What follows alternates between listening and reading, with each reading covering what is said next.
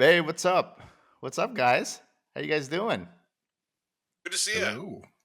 Happy podcast day. Yeah, I know. It's a great day, Saturday. What's up, everyone listening and watching? Welcome back to another episode of Gonna See My Friends, the podcast where we sit and dish about our favorite movies. Hopefully, in the future, music, some books, streaming series. But as of now, we're doing movies. But welcome again. This is Toby. Hello, We got a everybody. good. What's up, Tobe? And we got our good friend Scott from Yes, the sir. Scrooged and Say Anything podcast, and it's fucking fantastic. All right, so this week we're going to do this movie, Clerks. Clerks from 1994. Now I'm gonna actually let you kind of guys, because you guys, I thought that I had seen this movie and it probably was a Jim Jarmusch movie that I saw because I didn't remember anything from this movie when I watched it, and so I took a lot of notes. But I'm gonna kind of, and I liked it. It was great. It was a typical Kevin Smith movie. But I wanted to throw it to you guys because I think you guys are the bigger fans and could probably have a lot more, teach me a lot more about this movie. But I know pre-show, Scott, you had some points that you wanted to make about maybe a certain universe being created or something like that. Yeah. Yeah, let's The hear that. the in rewatching Clerks, and I actually went through and watched most of Clerks 2 and 3 just to kind of see the full span again. Yeah, And I feel like the Kevin Smith Viewers universe is like the first normal non-sci-fi universe that was created out there in film. And it doesn't have, Rocky has Rocky as the lead, and then it becomes a multiverse when it gets to Creed, right? This Right. is just the same universe through the whole sphere of the movies. And you take the separate movies out, Red State and, yeah. Cop Out, Tusk. Tusk, take those out. But this is like a linear world where you've got these characters that you play with, and some step forward and step back as time goes on. Even the anchor beings of Jay and Silent Bob, they step forward for their own movies and then step back in some other Right. movies. Yeah. But I really like when you've got a universe that you can play in. Yeah. Well, it's also a big selling point too because I think you have much more room to kind of play with, and you're not just limited to kind of this movie and that movie. You have a range of things that you could play with. Toby, what was your thoughts, and when was the first time that you saw this movie? Yeah, it is. Just to touch on Scott, it is. He created a world so that he could make this genre, and you referred to it as the askew. Say it again. Yeah, they call it the View Askew universe, which is his I love production it. company. Right. So and this is the first movie, the first offering in this, where we get to meet everybody. And I saw this almost immediately after it was in VHS, so right around end of '94, I want to say. Yeah. And it was real poignant for me, having recently worked as a clerk and all these kind of existential problems going on that Dante especially is going through and beating himself up all the time and everything. So it really hit close to home for me, and was a real thinker at the time. And then I hadn't seen it in a long time. I've seen everything else he's made, of course. Clerks 2 haven't. Is Clerks 3 out yet? It Yeah, I think is. so. Okay. So need to see that because we've followed all these characters around at this point. It was very quotable for the group that I was with, in a strange way, but it really struck close to home for me. So yeah, early Nice. on, 94, early Yeah. 95 probably.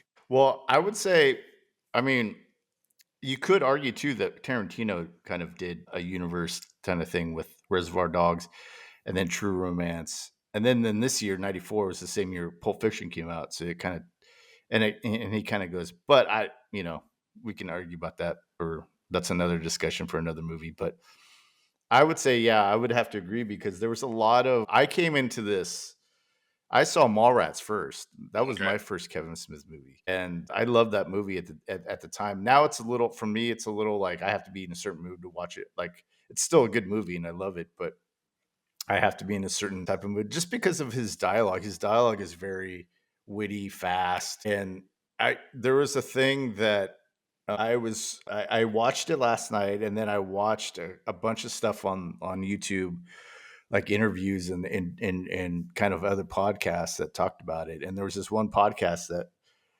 there was these two guys, and this girl was like, this was my teenage life. I love this movie, this and that and the other thing.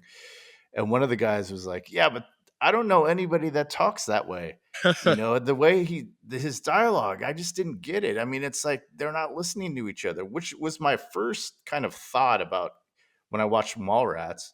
But then as I went along, I realized that, like, well, at that age, you're not really listening to, Absolutely not. you don't have that big, as we do now, like that kind of bigger view of life. Because at the time, you're just talking because you're philosophizing, you're figuring shit out, and you're not really that the best listener at that time. So I understood both sides, but now I'm on the side of like, come on, that's a movie, it's great, it's funny, and it has all these quirks. He was But able to get a also lot off his 94 chest. Sorry to interrupt. what was that? I said he was able to get a lot off his chest in this movie. Oh, yeah, you can tell. To a point where maybe I don't get to make another movie. I got a lot to say. Yeah. And the screenplay must have been 150 pages long for an hour and a half movie, because it is just nonstop dialogue. There's nothing else to do for these guys but talk to each other. Right. And so, yeah, just crack wise and touch on some heavy duty subjects. Yeah. There's not a lot of cuts in it either, right? It's just like No. the dialogue is just one shot, just one steady shot. I think the Dante and his girlfriend talking, it was like 7 pages. Dude, yeah. That they had to get through 7 pages of dialogue and just not butcher it and get it out there, and just one shot, and it was all on film. So they're like, we can't spend this money. Right. No. You just got to get it. And that's the thing, I think, at the time too, because I was reading or listening to an interview where Kevin Smith was saying all of his influences, and he brought up Richard Linklater's Slacker movie that he saw, and he was talking to him, and they both kind of share this idea that they wanted to demystify this movie making process of like, well, he saw Slacker and he saw people's reaction to it, and he said, well, that it is funny, I can make a movie like that. And I think nowadays it's even more accessible to movie making now, because now you can make one. I tried to make one last year with my iPhone, and it was just, and the only reason why it didn't work was because I was wearing too many hats. I had to make sure I had to get the right angles of the lights. I had to do the audio. And so it just was a mess. But if I had an audio person or something, or somebody, you were the gaffer, the best boy, you're the whole thing, huh? Yeah, I thought I could do it, because I was like, oh, I could do it. And we get out there, and I had a couple actors, which were my buddies, and it was a fiasco, but we had fun, and I took them out to lunch. It was fine. But I think it, to kind of, just kind of demystify the movie making process. And I think he did that, because a lot of times when I'm watching independent movies, I'm watching for like the shot selection of like, how are they framing the shot? What's the composition? All that kind of stuff. But in these early kind of like 89 through 94, when indie movies were, for me anyways, were kind of coming to my attention, was like, it was kind of just a master, and you play in the master, and then that's it. Cool. And that's what I noticed in this movie, was there was a lot of just big wide shots. And then once in a while, he'd have like little cutaways of him, like, filling up his coffee or filling the coffee. But for the most part, it was just, just one big master, and they're playing in the master. And that's usually, I'm like, when I was first getting into indie, it was like, I'd be like, oh, it looks too much like a student film. But now I can appreciate all that kind of stuff, because I know how hard it is to make a movie. Your thoughts? Is that a device? The shots of filling up the coffee and seeing the Sanka in the background, and those little things. Is that a device that you learn about in film school? That it's like, this is some people advise against that, or should you just make the movie and not worry about that kind of B-roll type stuff where it's kind of setting and background things? What's the thought on that? Well, I think you, because you're storytelling, you're telling a story in basically like pictures, so you want, like, I think one of my first classes in composition was the guy he gave us a film camera and was like, tell a story in 3 pictures. That's all. That's the assignment. You have to tell it. And then we would tell a story in 3 pictures. And then he goes, okay, the next assignment is tell a story in 9 pictures or 8 pictures, whatever it was. And we went up to like 25 or 9. I can't remember how many pictures. But you start to learn how to, no dialogue, just pictures. And you start to learn how to compose your shots. But I mean, I think with this, they didn't have a lot of money, so No. it was like, let's just, and he did a great job with it. It's just get into I'll frame where I work. There's only like the behind the desk, and if you were like Scorsese, or if you had a lot of money and time, whatever, you would make sure that things behind you were also, trying to are part of the story. Just things like that. But I mean, in indie film, it's just get a good story, get some actors, and just go. So, and Yeah, he and did a great job roll with with it. it. Roll with whatever comes at you. Yeah, The whole reason it's black and white, it's cheaper, and the fluorescent lights would throw off the color. The writing in the shutters being down because they're filming at night. yeah, And then if they were to film during the daytime, not wanting that change of day to night that you have to worry right. about when you're filming, like all those little things. I even was listening to one of the documentaries about it, and the boom pole broke near the end. The threading came off, and they used a hockey stick for the rest of the shoot. So you just guerrilla movie making. You just do what you can. And you have to be creative. You have to, because you can't just, oh, we'll forget that shot, or we'll come back to it later. It's like it forces you to kind of, take what's around you and go, okay, how do we make this happen? And dude, it's long and it's hard, man. You know, it's kind of grueling work, but then when it comes out, that's a good feeling when you finally see it and it looks good. So, but I wanted to talk a little bit more too about the year that this came out and what, Scott, I'll throw this to you. When was the first time that you kind of, let's see, kind of noticed or recognized independent film? Like when was, because I know we grew up with the big blockbusters, E.T. and Ghostbusters, but when did independent film start coming to you? This is I mean, other than like Faces of Death, Yeah. this might have been. When you go to your friend's house that really likes horror movies, yes. and Matt, That was me, by the way. that was my friend Matt's house, and we'd go walk down the street, and we'd rent whatever horror movie we could, and it would be the independent kind of more basic horror movies that you could find, Reanimator and stuff like that. So I mean, other than horror movies, this was the first one. I would have been late high school years when this came out, and my friend Chris actually managed a video store, so I had a lot of experience just going to video stores and walking around there. And I can't remember if he brought it over for us to watch, but we watched Clerks, and this was the first time I had seen something like that. Yeah, and especially being in high school with all the humor in it, the sexual humor, and the bluntness of it. It was right up my alley at that point. And it was also like attainable. You could make this movie with your friends. If you had one of those big old VHS camcorders, you could do it yourself.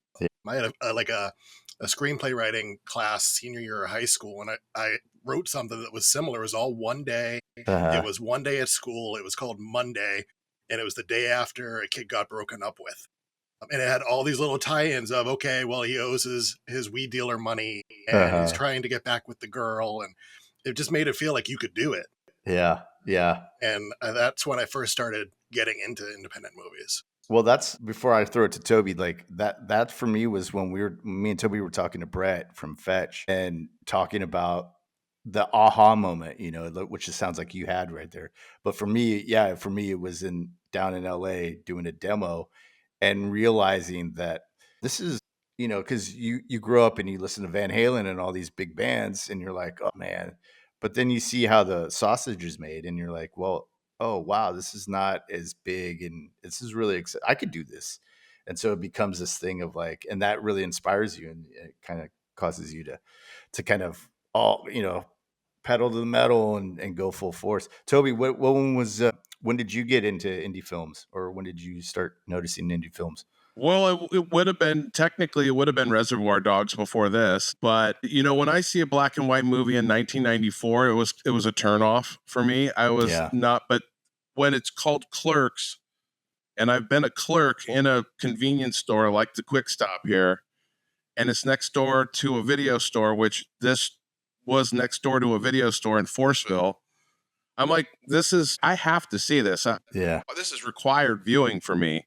Obviously this was, I was interested in the characters. I think Jay and Silent Bob were kind of, stole the show. I don't want to, Clay Thompson already coming out at this point but that's not my Clay Thompson, by the way. Yeah. But anyway, I don't think I ever really seeked out independent movies. I wasn't that savvy to what's independent and what's studio. If it's in a theater, as far as I know, they did this on purpose. I wouldn't have had any idea that this was originally the first time anybody saw it was at Sundance. I would have had no way of knowing any of that. Yeah. But so if it was in like Rolling Stone magazine, it's probably where I would have seen, oh, look, they're talking about the, little corner of the page halfway through the Rolling Stone. It's just all, you have to see this movie. I'd be like, got it. Seeing it. Yes, sir. Nice. Yeah. So and they had an independent section in Rolling Stone. They would always be, hey, go check out these guys. They spent $20,000 of their own money, and if it doesn't work, that's literally all the money they have. Yeah, it's got to work, and it's you could crowdfund it now. It wasn't a thing back then, I don't think. I mean, he had to sell his comic book collection and borrow money from his parents in order to make this and max out his credit cards and film it where he was literally working as Dante. I mean, that was his character. He was behind the counter selling cigarettes to everybody who walks in. I mean, that was his job. And his buddy worked at the video store next door, which is still in Leonardo, New Jersey, is still a Quick Stop to this day. And it's not a video store, of course, next door, but it's crazy that you just, you shoot what you know and you write what you know. Right. And if your boss is going to let you film at night, really clever that Scott pointed out that the reason why the shutters don't go up and there's gum jammed in that device of not being able to roll it because they're shooting at 3 o'clock in the morning because Quick Stop's not open. I mean, just kind of genius things like that where you just make it work. Yeah. Yeah. And I think independent film really going back and reading about this 30 years later, and take any independent film really for that matter, that you find out just what they had to do in order to get this thing done. You're like, wow, they had, the kind of grit that it takes to do that. You kind of go, this looks like I could make it, but am I this determined to do it? It's a lot of work. You can tell it's a lot, even when you're filming with all your best friends. Yeah. So, yeah. Well, I think in 94 too, when this came out, this was kind of, I would say the middle of the order, like in a baseball term, because a lot of good films. Let me just read off some of the films that came out. So you have Adventures of Priscilla, Queen of the Desert. You have Backbeat, Color of Night, which was a dud. Eat, Drink, Man, Woman, 4 Weddings and a Funeral. Okay, that's the first one I recognize. Sorry. Hoop Dreams and Pulp Fiction. Okay. Oh, yeah. And 94 was also Reality Bites, right? Was that 94? I think that was 94 because I think that was showing the last night of Sundance. Like it was just premiering there at Sundance. And when Kevin Smith was speaking before the last show of Clerks, he's like, yeah, if you can go see, Reality Bites, then just stick around for ours. After, if that's sold out, come see us. I forget which one it was.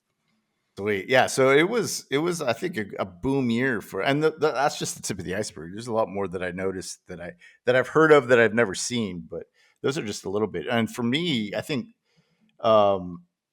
Sex Lies and Videotape in 89 was kind of, for me, the first time I had heard like a indie movie that kind of went big with Steven Soderbergh and busted him on the scene. I think that was the first thing that I don't think I've seen it all the way through. I can't remember if I have, like this movie. I can't really remember, but that was filmed, I think, with a lot of it was with a video camera, just a video. That makes sense. So it was a big deal. That was a big deal when it came up. Everybody was talking about it because it had the word. I mean, the title of the movie in 1989 was. The first word is sex. Yeah. I don't know. It just seemed like people were like, if you go to see that, you're going to go watch that debauchery. Yeah. Right. So, but then we have like Kevin Smith, Ed Burns, Richard Linklater, Robert Rodriguez, Quentin Tarantino, and Spike Lee were kind of the spearheaded this kind of movement, I think, anyways. But let's get back to Clerks. A lot of them in the credits, I believe, too, doesn't he? Yeah, I think so. Yeah. Spike Lee, Spike Lee was in that list. I think there was somebody else in that list too. Well, yeah, Robert Rodriguez El Mariachi, and that was a great movie. And I just got I have his book Rebel Without a Crew that tells his diary about how he made that movie. That's a great movie. But let's get back to Clerks. Kevin Smith. This is his first movie. Toby, do you got the deets on I that? do. Or I all do. right. I do. So, like you say, written and directed by Kevin Smith. It's his first movie. It stars Brian O'Halloran as Dante, Jeff Anderson as Randall, Marilyn Gigliotti as Veronica, Lisa Spoonhour as Caitlin, Jay Muse as Jay, Kevin Smith as Silent Bob, Scott Mosier as William the Idiot Manchild, and many other characters, as well as Walter Flanagan's in there, and many other characters, and David Klein are in there as playing many other. You don't really notice it because they kind of come and go and do little cameo bits and stuff, but a lot of people were wearing many hats, and Right. Scott Mosier was produced and edited the movie as well as playing multiple characters. And like we said, Kevin Smith sold his comic book collection at the time in 1993 that he would later buy back. He borrowed $3,000 from his parents. He maxed out credit cards, and he raised $27,575, which he spent to make this movie. And that's you did $27,000.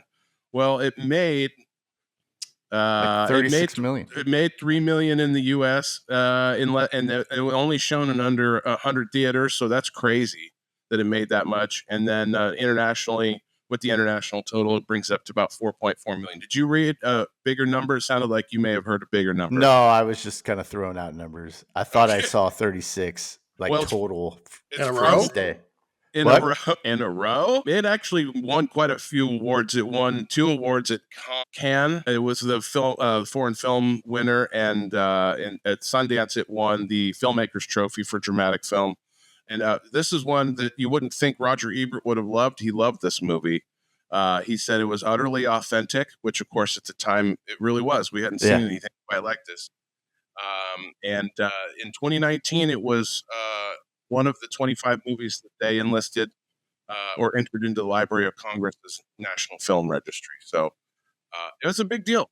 Yeah, big deal. And so there you go. There's the background deets. The deets. No animals were hurt in the making of this movie. And the quick stop. They take a big hunk and shit in it, though. They've got a sign in the window that says,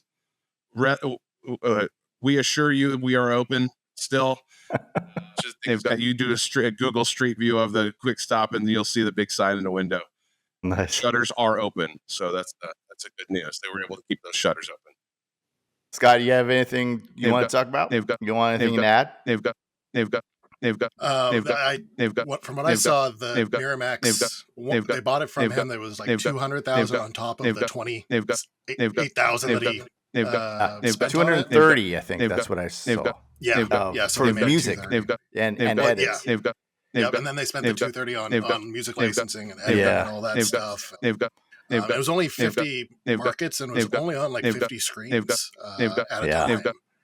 So when you look at that number, it's insane. People were going to the theater, which we had to back then, go to it to see it, and they were possibly seeing it multiple times. I think packed theaters. Was that? Packed theaters. If you're getting $3 million and it's only on 50 screens, I mean, the theaters are absolutely jam-packed. Yeah. And people are going and seeing it multiple times. Probably in the same day, I would imagine. I mean, we were like that at the time. Yeah, those are the golden age for us. I remember feeling fancy going to independent theaters. The independent theater in your town versus the big Cineplex. Like you'd go there and you'd feel all like, oh yeah, shoulder to shoulder with the elite. I think in the late 90s, San Francisco had they had their chain, the big chain like AMC theaters, but they also had a theater inside that would do the independent films. I remember seeing like in 98, 99 maybe.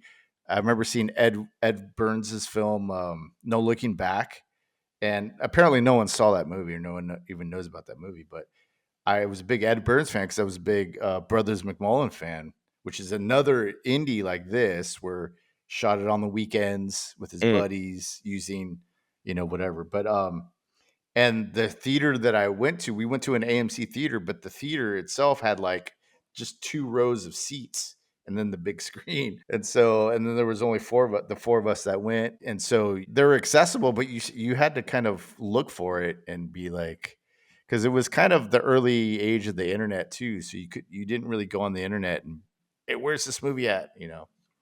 So It can get lumped in as like an art house too. Those independent theaters where you're kind of like, oh, we're going that one. It's open by the park, right? That's the one by the park. Yeah. I don't know, but good coffee in all those independent theaters. You'd always have, Well, the one in Chico had sofas and they sold beer. Yes, they sure did. Yeah, I remember that theater because I moved to Chico the summer in the fall of '95 to go to school, and one of the reasons why is really what was helped me determine whether or not I was going to quit the 2.5 jobs that I had. I flunking out of the JC for the second time. I just wasn't going to class. I was just 2 times. Well, no, I was academic probation twice, and so I was. Those are rookie numbers, dude. I know.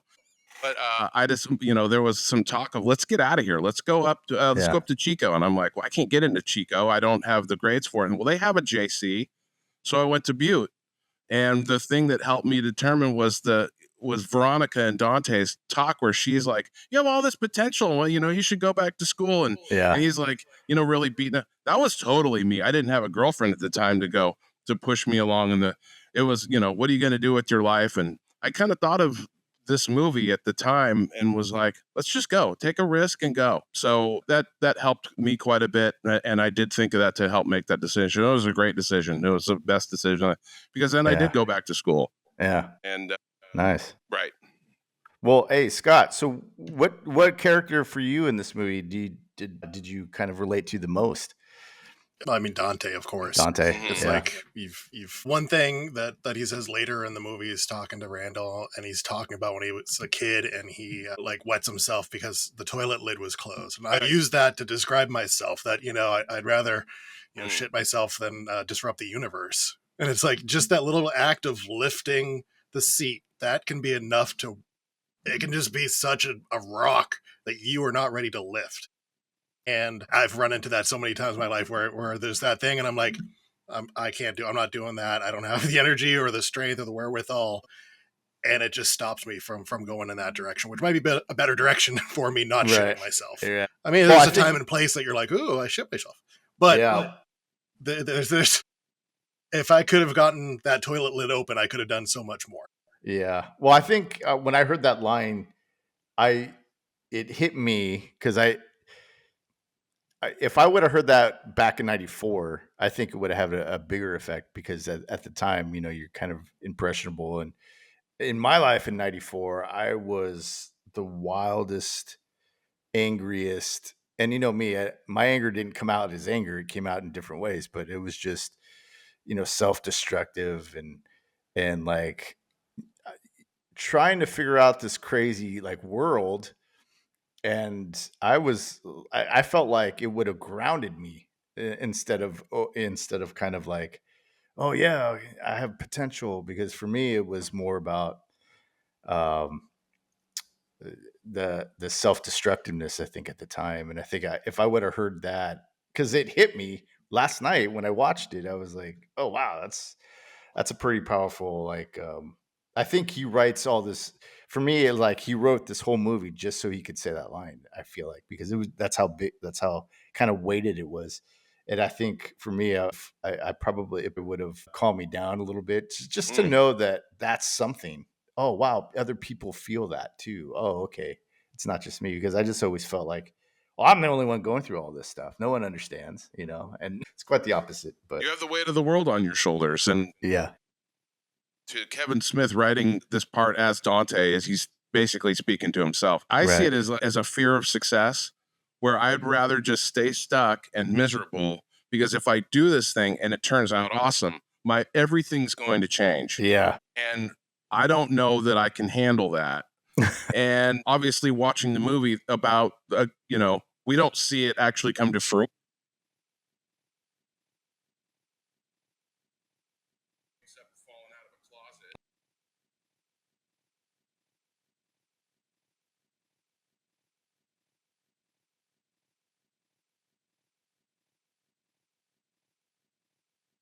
Yeah.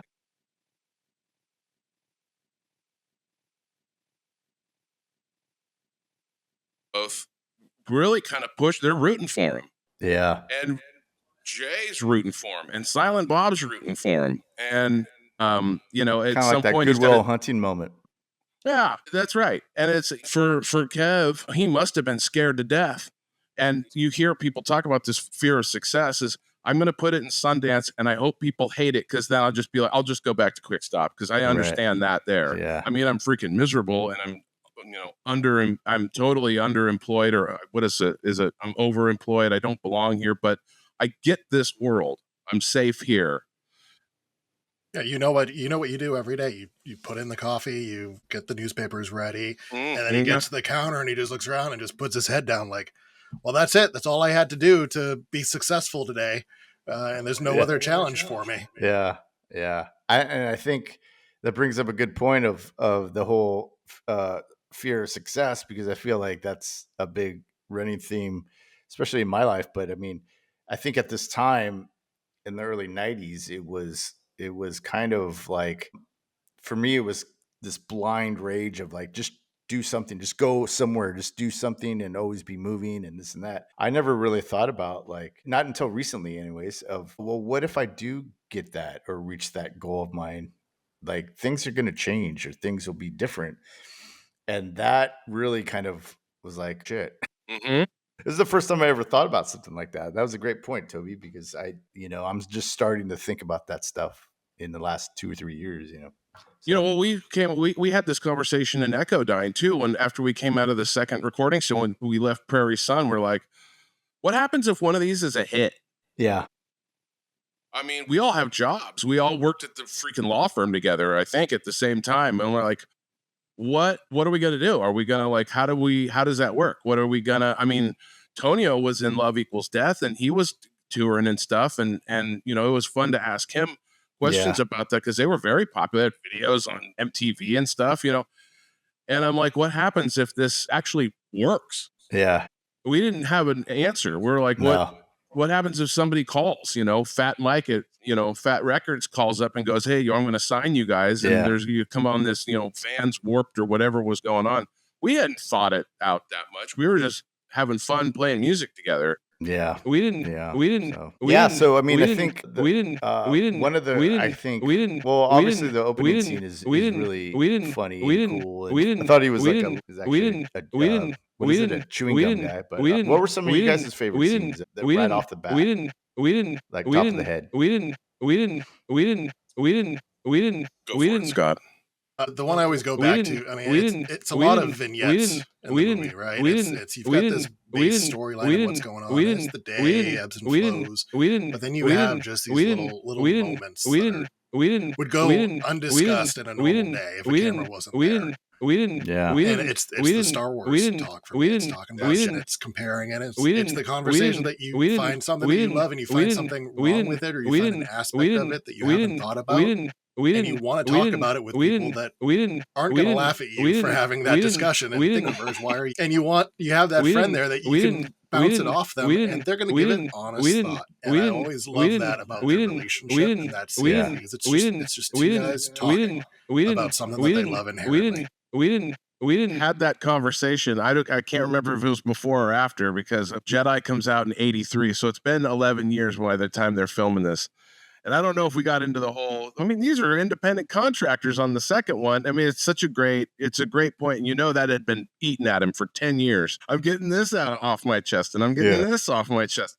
But their conversations are priceless. Most of them. There's some that you're just like, that, I could see why people would. There's some of the rants that one of them goes on there. They are speaking in, these guys have both just taken a philosophy class recently, and they're speaking about existential. And I'm like, I don't know if 21-year-olds or it's unclear how old they're supposed to be. I'm assuming they're a few years out of high school, but the Star Wars conversation for me too is great. Cause you're like, yes, finally somebody's got to talk about this. The second one.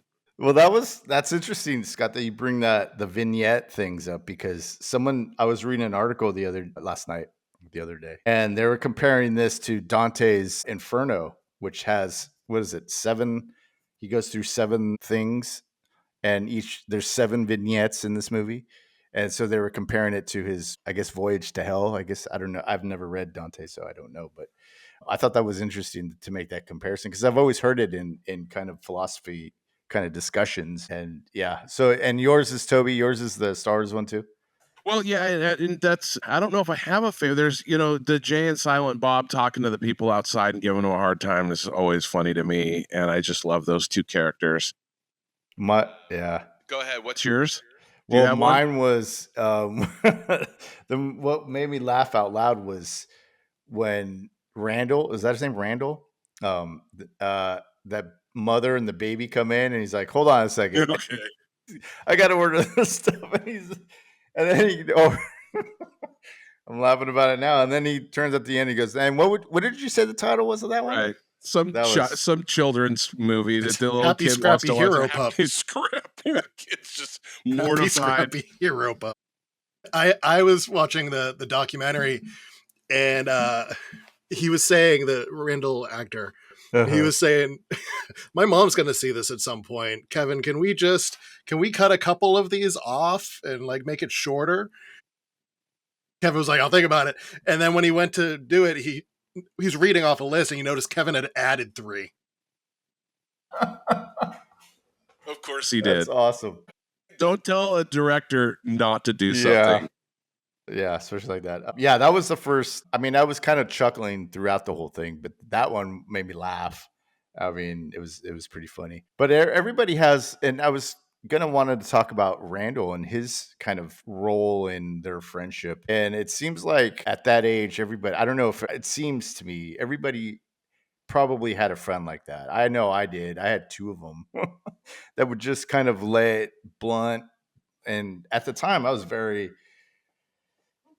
and I couldn't really articulate a lot of stuff in my life at that point. It was more of just drink, self-destruct, right? And so I think a lot of times I always kind of took it as like, this guy's a dick, you know. But did you guys have any friends like that were kind of like, they were rooting for you, but they were your friend, but they would kind of just give it to you straight, you know?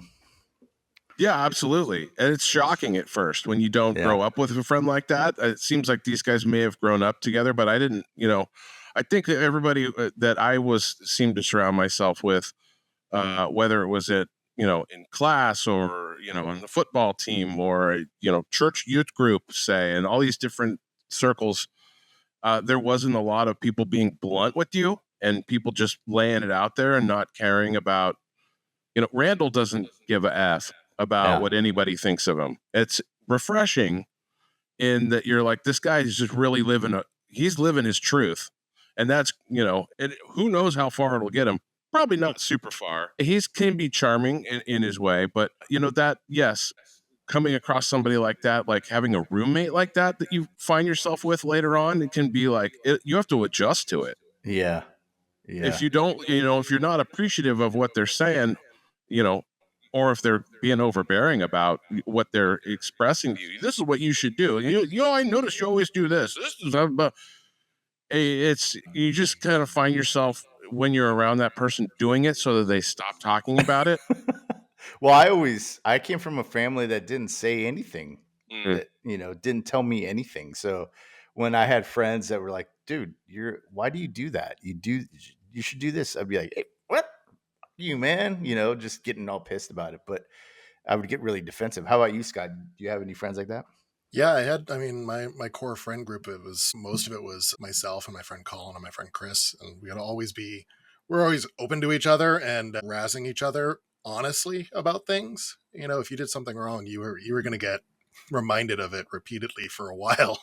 Well, aren't you from the New England area, Boston, New England? Yeah, Boston. So Boston. So yeah. So we're all open, and my friend Chris was a little bit older. Like I said, he managed a video store.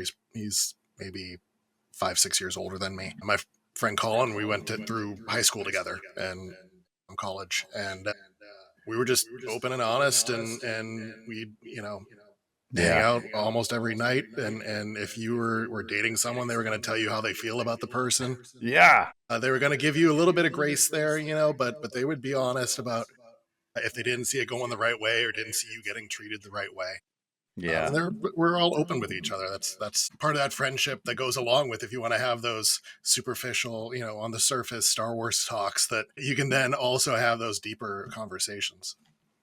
That was yeah, for me, like I said, it was I didn't, yeah, I grew up kind of alone, and not alone, but emotionally kind of just like by myself. I was very introverted and very shy when I was growing up. And so to have people like genuinely care about you and learning that because they care about you, they're going to point out, your deficiencies when they see them, like to me was a big shock. It was huge. You know, it took me moving out on my own to kind of learn all that stuff because I just didn't, I never was a part of that. So If you're not used to it, it can seem like an attack at first. Yeah. But then you appreciate it. You're like, why didn't anybody tell me this before? I had to be 23 years old for somebody to go, this is what you're doing makes no sense. And you've received zero feedback from your family for the 20 years you lived at home or whenever you were, and for somebody to come along and just put it to you bluntly and honestly, but from a place of I'm trying to help you. Yeah. Takes Now, some getting used to. yeah, and now for me, that's what I thrive in it now. Like that's what I want.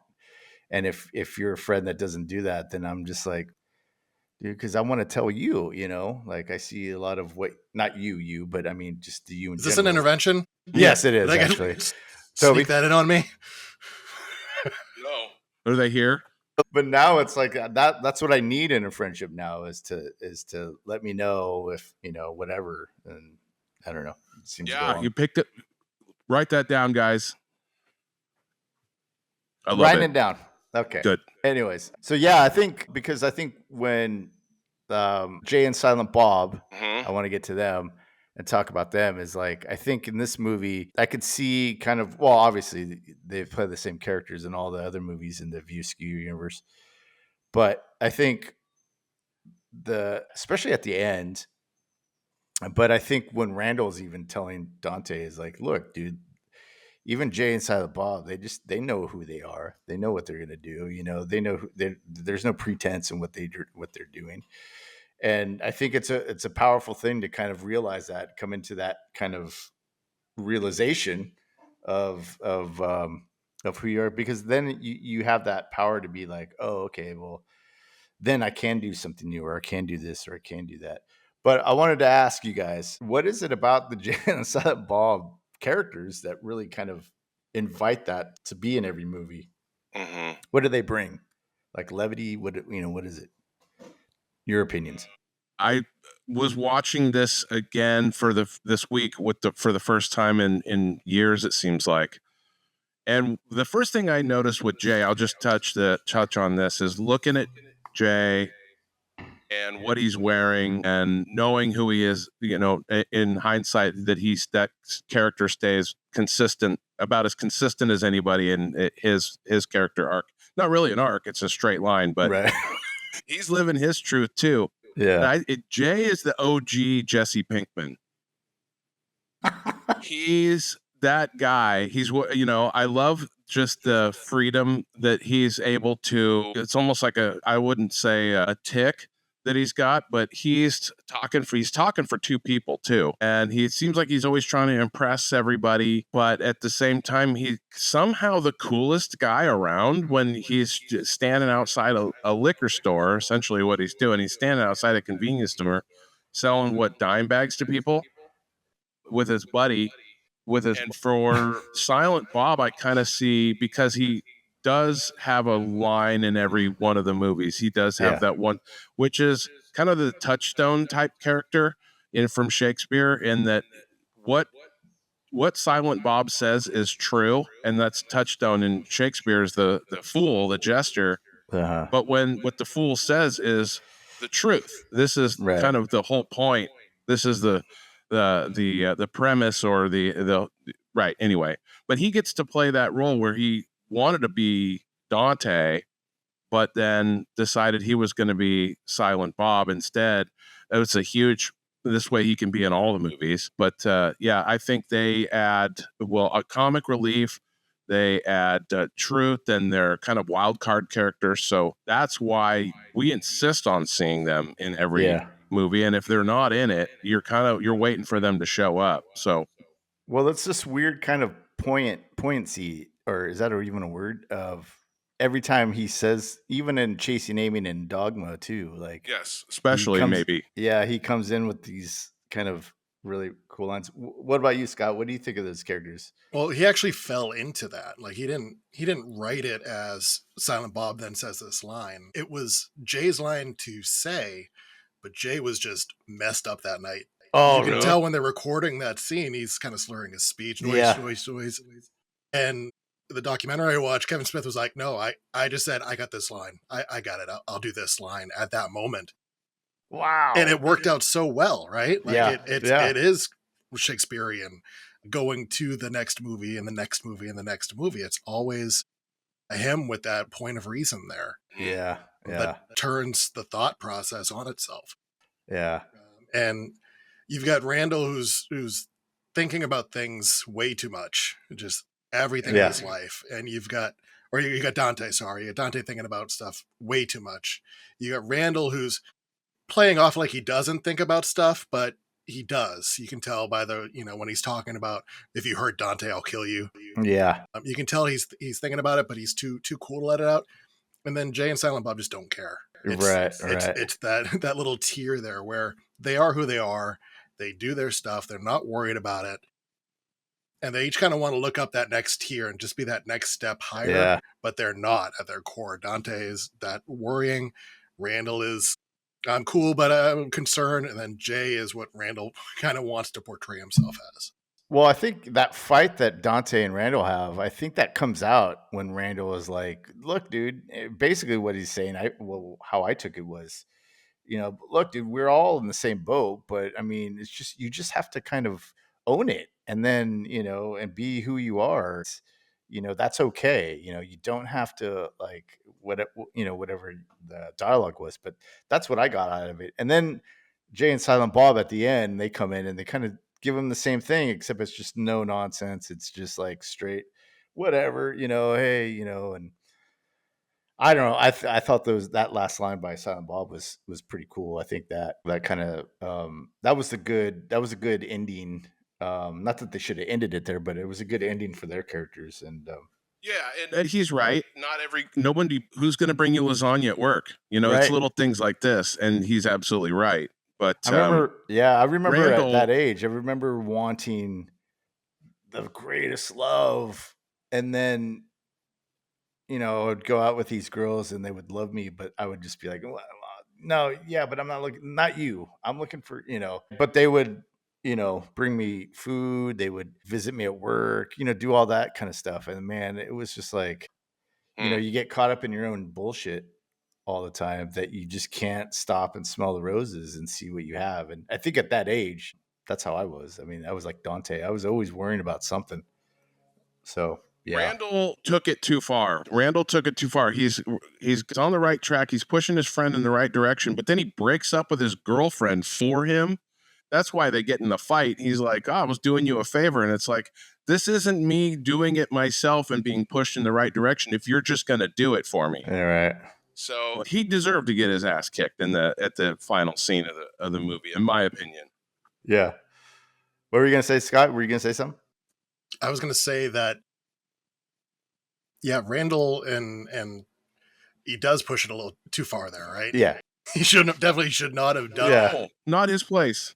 But even with Dante thinking about, she brings lasagna, like people, that doesn't happen. That's the love you should want.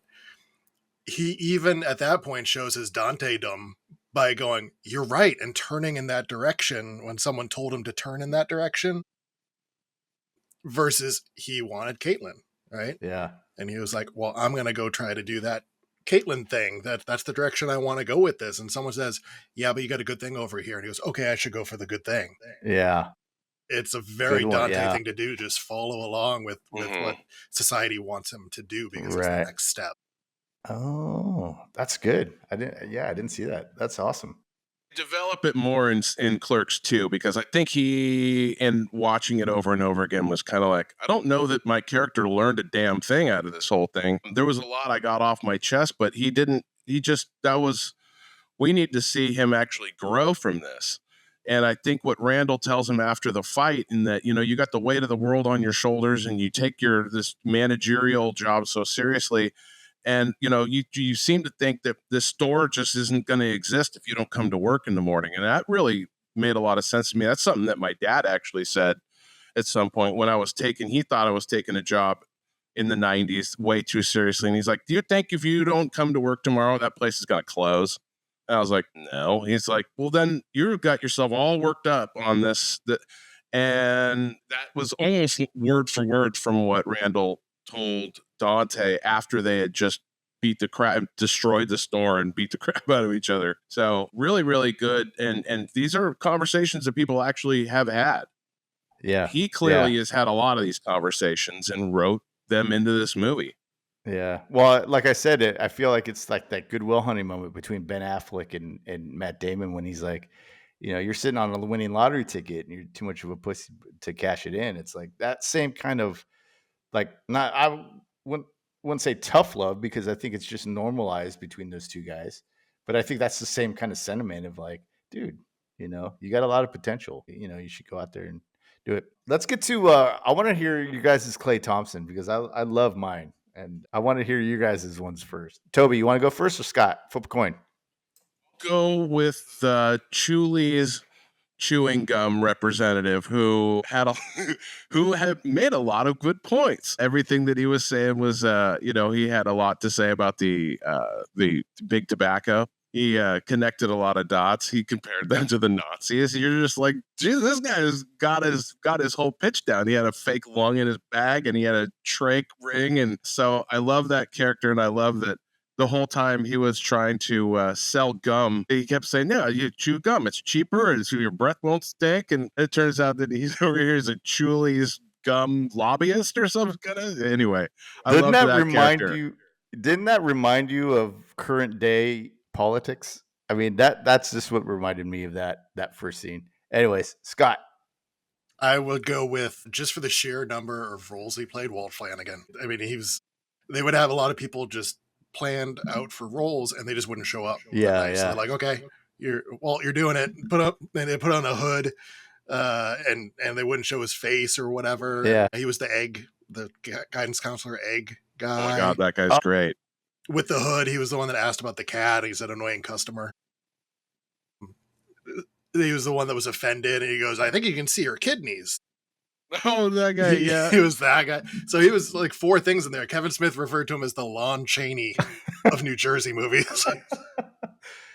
Oh, who was that first guy? The guy that actually came in to buy, the first guy that buys cigarettes. And then the guy was like, the young guy, he's like 16. Yeah. And he was like, oh, he was the first guy, the guy, he took out the lung, and then he took out, do you remember that guy? And then he was also the guy that was, he was the dumb, when they asked dumb questions, he was the one, hey, where is, how much are the rental or whatever? That guy was in Mallrats, and he was the guy that was like, when Jason Lee was like, who the hell is in there? And he's like, it's Stan Lee. He's doing autographs or signing autographs or something. And I made that connection, and I thought, oh, and another thing before I say mine is that the name Rick Darris comes up. Do you guys know what that is? From Mallrats? When you're the guy that fucked Rick Darris on the pool table. And going back before you get to your Klay Thompson, right. Yeah, the workout guy. Yeah, So there's a cut scene. I don't know if you saw the scene that they cut because they couldn't spend the money filming inside the funeral home. Oh yeah. And so there's a scene that supposedly Kevin Smith wrote with the original movie, not backdated it, but it has Alyssa Jones in it, and it goes over a lot of the stuff. And the person that died there, that funeral is the person that was supposed to be on the game show in Mallrats. And so she went swimming. They said Kimber adds 10 pounds, she drowned or whatever. And so that was her funeral. Oh, and wow. So if he did in fact write that in the beginning, then it was all interwoven, because Mallrats is the day before.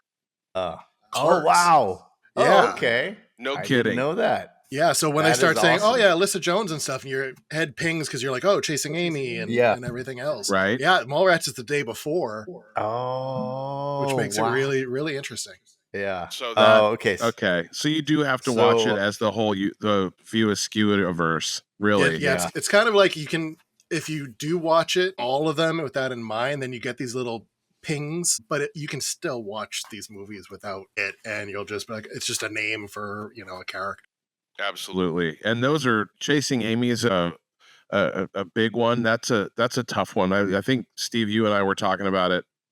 Were you and I talking about it last week when we chatted and we were saying that it's just you're like, there's nothing good can come of this. Like this sucks. It sucks for everybody in Chasing Amy. Maybe it wasn't a conversation I had with you. It could have been somebody else. But anyway, we talked a lot, and you're like, you hear that movie come up, and you're just like, ooh. I mean, it's wow. Because I don't know if you've ever, has anybody here on this in this panel ever found that they had feelings for somebody who was not attracted to your sex, and then you just found that you're like, I can't get rid of this crush. What am I supposed to do? Well, that's Not to the point that Ben Affleck's character was, right. but Well, I've had women just not like me. So there you have it. And I would have people change teams because of Mm. But not in a good way. they can live their life. They can go their own way, as Fleetwood Mac would say. That's happened a couple times. oh, that's a good one. Okay, so my Clay Thompson is Yes. and I don't know because when we were talking earlier, this may be the same guy as Scott's, but the old guy in the bathroom that dies, that his girlfriend he's gonna go get back together with, and she goes in the bathroom, she goes, oh, that was so great. And Dante's like, keep going. You can see in his face, he's like, yeah. And she's like, oh, I didn't have to do anything. You just and it's the old guy that dies with the big old heart on at the end. Yes. Yeah, that's my Clay Thompson. You like him. He was good because they come back and it's the beginning of, I forget which section it's the beginning of. It's called let's see, it's the Harbinger chapter. At the beginning of the Harbinger chapter where Dante is changing the light bulb and the guy's like, hey, be careful up there.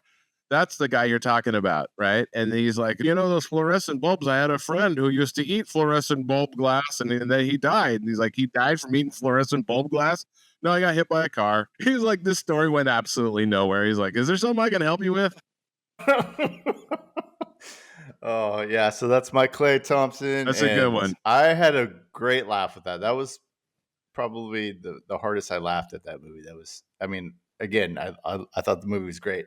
Well, wasn't he mad at Caitlin because he said she cheated on him 8.5 times, and he goes, hey, "What's the half?" And he goes, "Well, she came in and I was passed out in the bed, and she had sex with me, but she thought I was somebody else." She does the same thing here with the dude in the bathroom, and they're about to get back together. I guess it's another half that. Yeah, up to 9. Now she's up to 9. I mean, I was like, "Oh shit, she did it again." My goodness, that was too much. Yeah, that made me laugh really hard, and I thought I was gonna wake people up while laughing like that. So yeah, I mean those are my that's my Clay Thompson. Fantastic. Yeah. So overall, any final thoughts about this movie? Characters. Anything? Scott, this was your pick. Yeah, I got a couple notes for you. Yeah. The original name was Inconvenience. I like it. And then he changed it from there. Oh wait, before you go on, are you going to talk about the original ending? That's the next thing I had. Okay. Yes, please do. Yep. So the original ending, they changed it. They showed it a couple times with it, and then the people involved with getting it sold and distributed were like, it doesn't make sense. Like, you don't want that. That's not what the moviegoers want. I know you want to do it. You want to make this drastic. And the original scene of Dante just being shot and murdered. He wanted to do it because it was like do the right thing. Like you've got this movie, and then this shocking thing happens at the end. But he pulled it out, and smartly, I think, because if, not just for the continuity of the next movie and career wise there, but it's the movie is lighthearted at its base. It's got those heavier pieces that thread through it, but ultimately it's a comedy. Yeah. Yes. So that's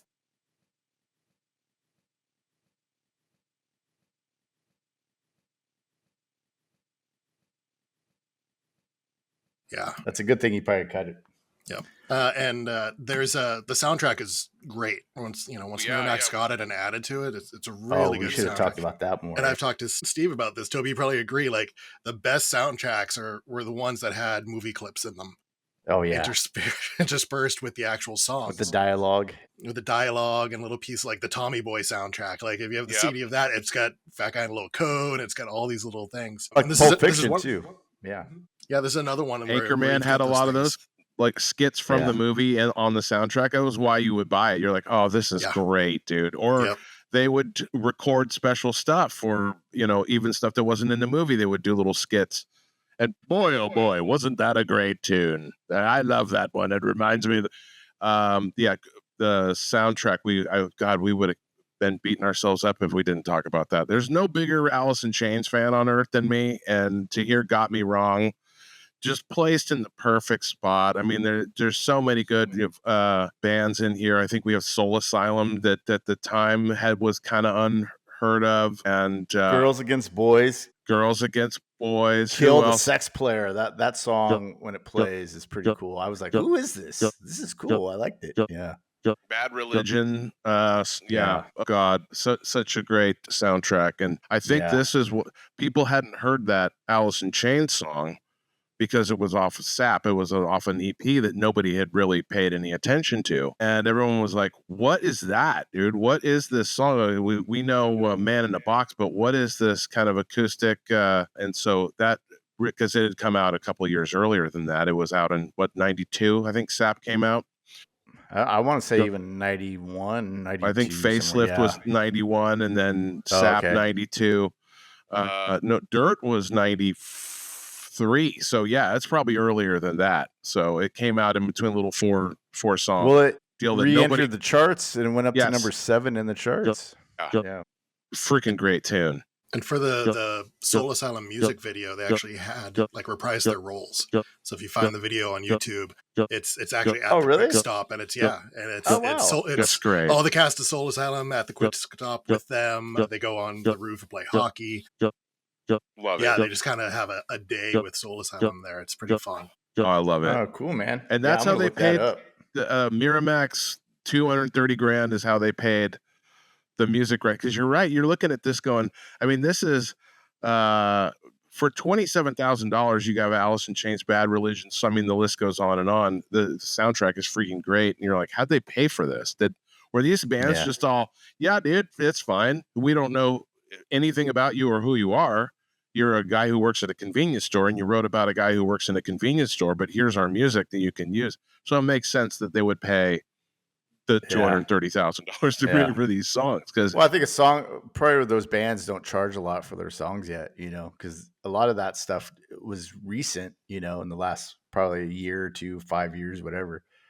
And now if you tried to probably use those songs, it'd probably be a lot more. But are any of these songs on the soundtrack, Scott, you would know because you had it, are any of these songs that are written for the soundtrack?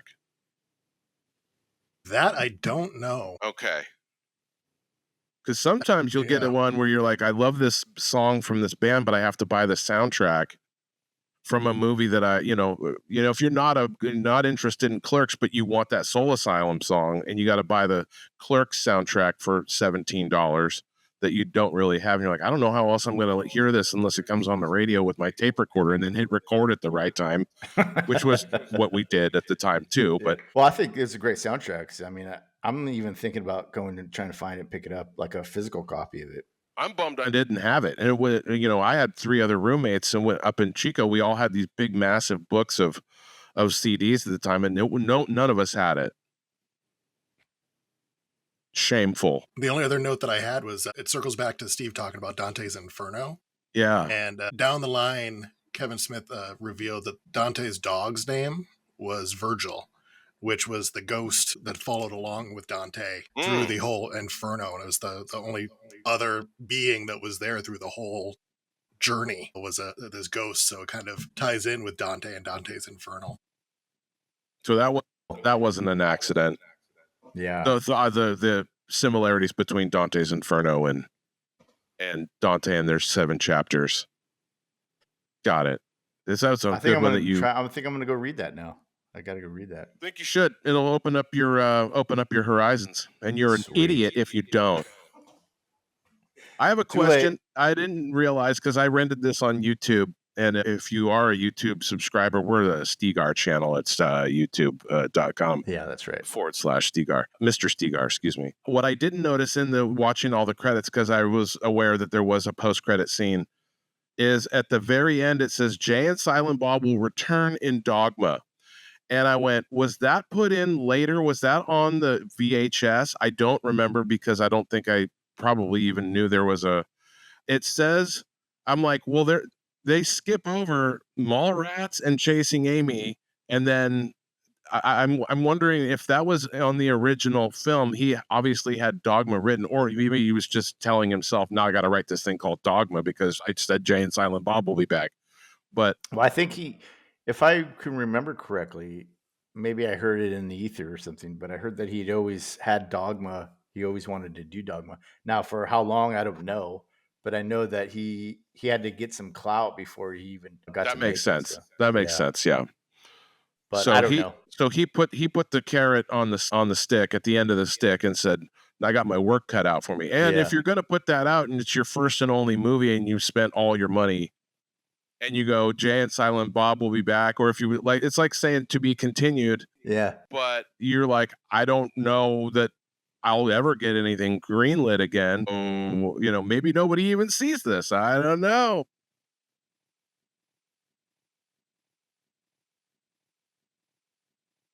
I mean, I don't think it would be the same film, but no, he was able to do as preachy as he was able to, and all the stars that he had for Dogma, freaking Alan Rickman and Alanis Morissette, who's the biggest, name, not to mention, Ben and Matt, of course. Well, I think, and the way, again, going back to the way he writes dialogue, which is very informative. It's very kind of, and for me, why I wrestled with it for a while was because in kind of any kind of screenwriting class or film class, they tell you to show, don't tell, right? As you're writing something. But I mean, Kevin Smith doesn't do that. He'll tell you like everything you need to know in the dialogue. And I think for Dogma, it suits it well because I'm not a Catholic, or I mean, maybe I grew up as a Catholic, but I don't identify that as one anymore. But so I didn't know anything about, the archangels or Gabriel or whoever this was. So when they were explaining all that stuff, that was good for me because I didn't know what was going on. But yeah, he has a way with dialogue that's He was right. All the stuff, and having been raised Catholic myself and having read the Bible a bunch of times, and yeah, he was right. I mean, all that's and then he's also somebody who gave it up 30 years ago. You can see, I mean, makes a lot of good points in that movie where you're like, this shit doesn't make sense. These are angels that are losing their religion, right? Which is really kind of a cool concept. So we'll have to talk about that when we do Dogma. I think we should start this off as kind of the indie series. So anytime we do an independent film, I'll put a playlist and I'll add this one. Love it. And just be our indie series. Yeah. So anything else you guys want to wrap it up? Do you guys have any like call and response lines in the movie that if someone says something, you have to say it? Like when he said 36 earlier and it was close enough to 37. If someone says 37, I have to say in a row. It's just in me. It's like holding in a sneeze. I have to watch it a couple more times, and I will. But after that, yeah, I'm sure, because there was a lot of that, and then there was nothing comes to mind right now. But I know that when I was watching it, I was like, oh, that's funny. That's a line that I that bears repeating, but looking at my notes at the quotes that I wrote down, and I don't know there's a call and response, but the one that I probably say the most is that this job would be great if it wasn't for the fucking customers, which is super true. Yeah. You know, we've all been there. If those who've worked a cash register, you're just like, dude, especially when somebody comes in, you're just like, oh man, I was having just such a great day. And somebody's going to come in and ask a stupid question. Do you have a hubcap for Yeah. I will go with if I'm driving like, you know, middle school pickup and people drive horribly or whatever, or someone isn't using their blinker or whatever, I go, God, I hate people. But then I instantly say to myself, yeah, but I love gatherings. Isn't it ironic? I'll throw that one out there. And then if I see, you know, a trash can that's overflowing in a theme park or something like that, I'll go, bunch of savages in this town. Dude, I gotta watch it again, man, because I think, yes, you should. You should. You don't own it? Scott owns it for sure. I rented it, but I have it for another 48 hours. Well, since last night at 6, I have it for another 48 hours. So there you go. Better get on it. 8, yeah. So I think Scott and I both have a disdain for the kind of stupid things, because we've talked about this going way back for probably 15 years, where there is, if the person who puts the shopping cart 2 spaces away from the shopping cart corral, I think Scott and I both think there's a special place in hell. And by the way, folks out there, if you ever come across somebody like that, you are obligated to roundhouse them in either the front and or back of their head, and then make eye contact with everybody in the parking lot as you slowly walk back to your car, because that is not okay. It never will be okay. Yeah. And with that, and do you want to say something else, Scott? I was just going to say, it's that sense of justice. It's that, you know, that sense of justice. Just do the things you're supposed to do. You told me that one time that I tweeted it, and I had 30 Twitter followers, and you were one of them. I was at the Safeway park. I'll never forget it. And like, you answered the tweet within 5 minutes. I had a notification on Twitter, and I was like, oh my God, that's the first one I've ever seen of those. I have a little number 1 next to it. And you're all, we have to shame these people or else nothing's ever going to change. And I was all, damn right. Damn right. And with that, man, we're going to close out this episode of Clerks with my friends Toby and Scott. Thanks, guys, for chatting me up today, man. This is a good movie. I loved it. I did too. Great call, Scott. We'll have to keep doing more Kevin Smith stuff. Yeah, definitely. And anybody else, thank you for listening. Thank you for watching. What did you think about this movie? You got to tell us in the comments. Drop a comment. Your favorite lines, whatever it is. And with that, we'll see you next week. Thanks for listening. Bye, guys. Bye-bye.